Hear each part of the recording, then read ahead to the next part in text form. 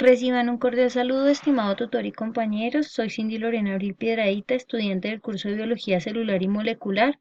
Mi tutor es el señor Gustavo Jaimes. En esta oportunidad vamos a hablar sobre las biomoléculas. En primer lugar, debemos mencionar los macroelementos, que son aquellos que constituyen más del 1% del peso de un organismo. Los principales son el hidrógeno, el oxígeno, el carbono, seguidos del nitrógeno, fósforo y azufre, sodio, potasio, cloro, calcio y magnesio. También existen unos denominados oligoelementos presentes en cantidades mínimas pero igual imprescindibles para la vida, como son el hierro, el yodo, el cobre, el zinc, el cobalto, flúor, selenio y molibdeno. Eh, Son cuatro biomoléculas. En primer lugar hablaremos sobre los carbohidratos. Los carbohidratos, hidratos de carbono o también conocidos como sacáridos y glúcidos, pueden definirse como derivados aldehídos o cetónicos de alcoholes superiores. Esta es la estructura general de los carbohidratos. Lo podemos observar, entonces son los átomos de carbono combinados con moléculas de agua. Son de bajo peso molecular y pueden dividirse de acuerdo al número de carbonos que forman la molécula. Entonces también vemos que existen las triosas, tetatrosas, pentosas, hexosas, que esto está determinado por el número de átomos de carbono que posee cada molécula. Entre las funciones generales de los carbohidratos encontramos energéticas, representan el combustible de uso inmediato. Como dato interesante vemos que 1 gramo de un hidrato de carbono en carbohidrato produce hasta 4 kilocalorías.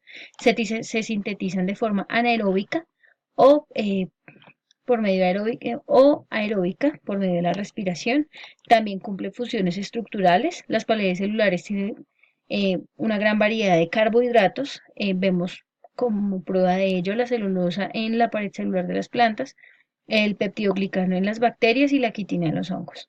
Asimismo, dan un revestimiento a las mucosas debido a sus propiedades lubricantes. También tienen funciones como glucósidos de la ribosa y desoxirribosa en los ácidos nucleicos. Bueno, la composición general de los carbohidratos, como mencionamos, están compuestos principalmente de carbono, hidrógeno y oxígeno. Los monosacáridos por cada átomo de carbono tienen hidrógeno y oxígeno equivalente a una molécula de agua. Estas cadenas se encuentran unidas a ciertos grupos funcionales, como son los grupos alcohólicos o hidroxílicos, que son los que vemos acá como los OH, los grupos carbonilo y los grupos cetona. Vemos acá la cetona, carbono con doble enlace de oxígeno, al igual que acá. ¿Listo? Entonces, clasificamos los carbohidratos en monosacáridos, oligosacáridos y polisacáridos. Los monosacáridos los encontramos como simples, que son cadenas de átomos de carbono con oxígeno y varios OH, como vemos ahorita con hidroxilo. Los oligosacáridos son la unión de varios monosacáridos, sin embargo, no un número muy grande.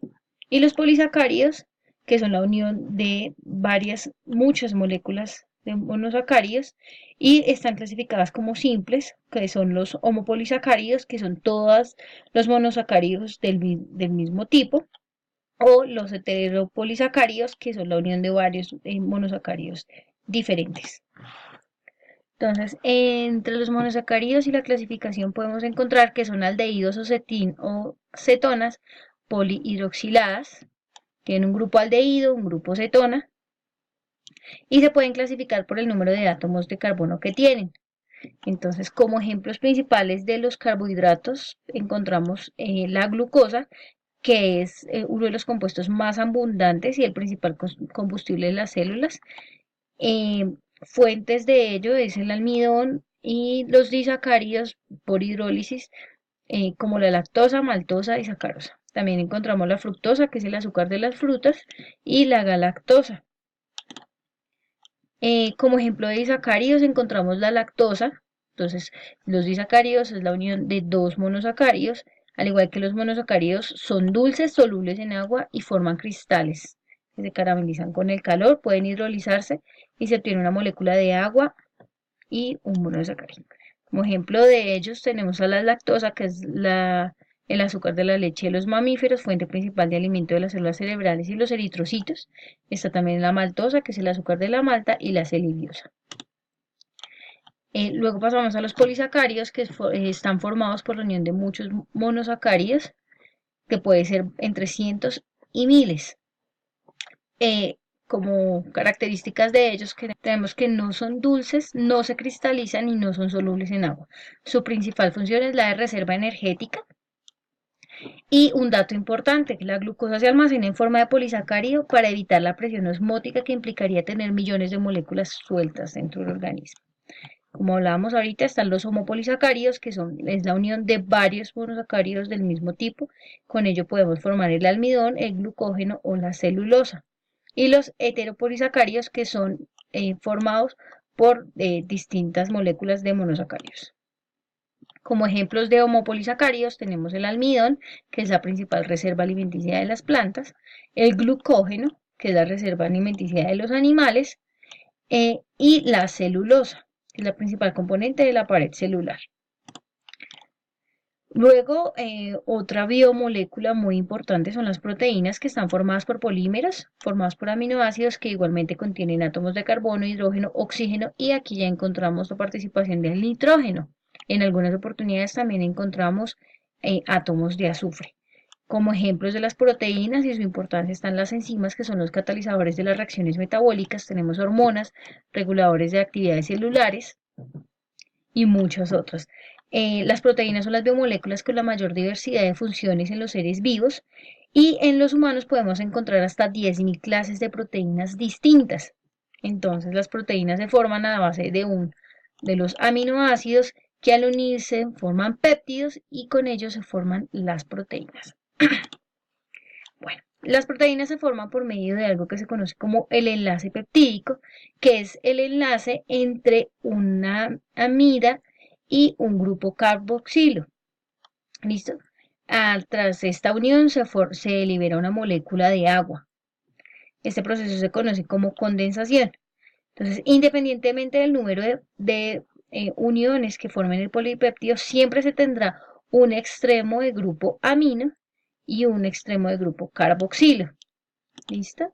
Entonces aquí vemos cómo son los aminoácidos. Entonces los aminoácidos son la base de las proteínas. Una secuencia de 100 aminoácidos puede formar un péptido. Siempre van a estar conformados por un grupo amina, que va a estar en un extremo, un grupo carboxilo, que está en el otro extremo, un grupo radical, que es el que determina las propiedades de cada aminoácido, y en el centro encontramos algo que se llama el carbono alfa. ¿Listo? Entonces, para formar una proteína se requieren 20 aminoácidos que se unen de forma libre y aleatoria. Entonces, encontramos aquí la tabla de los 20 aminoácidos. Los que se encuentran dentro del recuadro naranja son los que conocemos como aminoácidos esenciales, que son aquellos que el cuerpo no puede sintetizar, debe adquirirlos de manera externa. Y las propiedades de la cadena lateral o radical, como digamos anteriormente, son las que determinan el comportamiento químico del aminoácido. Entonces, la estructura de las proteínas. Entonces, encontramos que la estructura primaria pues es simplemente la unión de varios aminoácidos que veíamos ahorita. La estructura secundaria es cuando ya esa cadena de aminoácidos que se formó en esta primera etapa se retuerce en forma de zigzag o formando una hélice debido a los puentes de hidrógeno que se forman en ella. La estructura terciaria es cuando en la cadena hay aminoácidos que contienen átomos de azufre y se forman puentes disulfuro, enlaces disulfuro. Existen dos tipos de estructuras terciarias, que son las proteínas fibrosas insolubles en agua, por ejemplo el colágeno, y las proteínas globulares, que son solubles en agua. Entonces aquí vemos un ejemplo de una estructura terciaria. Y la estructura cuaternaria ya es la unión de varias cadenas polipeptídicas con estructura terciaria. De acuerdo al número de cadenas asociadas, podemos decir que son dímeros, tetrámeros, pentámeros o polímeros, que ya son 60 subunidades proteicas unidas. Como ejemplo de las proteínas encontramos las enzimas, que son los catalizadores de reacciones químicas, las hormonas, que están formadas y ejercen pues acciones distintas en el cuerpo, y también podemos encontrar los receptores, que se encuentran ubicados en la membrana celular. Bueno, otra biomolécula importante son los lípidos, que son formados por átomos de carbono, hidrógeno y oxígeno. En algunas oportunidades contienen también nitrógeno, azufre y fósforo.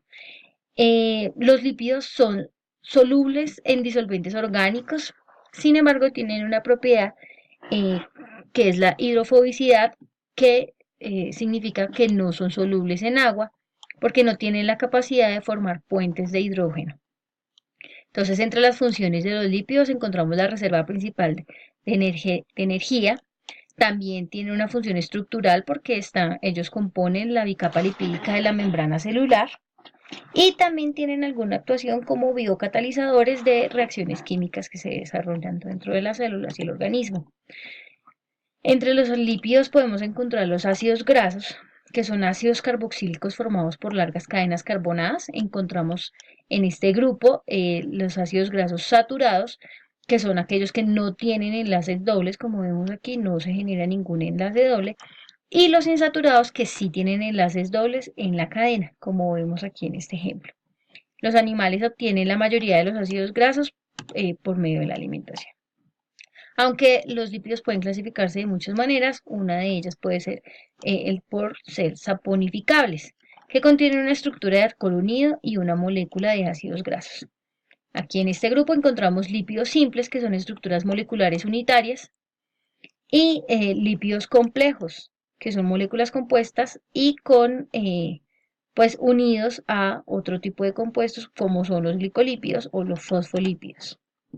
Como ejemplo de lípidos encontramos los triacilgliceroles, que son la primera forma de almacenamiento de los lípidos, son menos solubles en agua por falta del grupo carboxilo, se almacenan en las células, en el tejido adiposo y eh, pues ayudan a conservar el calor. También están los fosfolípidos, que son el componente principal de la membrana celular y son hidrófobos. Entonces se cierran para evitar el contacto en el agua. También tenemos las ceras, que son ésteres de ácidos y que contienen hidrocarburos, alcoholes y ácidos grasos.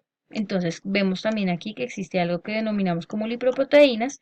Están las VLDL, que son lipoproteínas de muy baja densidad, las LDLs, que son más lípidos que proteínas, y ellas tienden a obstruir los vasos sanguíneos, las HDL, que son proteínas que que ayudan a eliminar el colesterol malo, llevándolo al hígado por eliminación, y los kilomicrones, que transportan los triglicéridos en exceso para ser almacenados en los tejidos adiposos.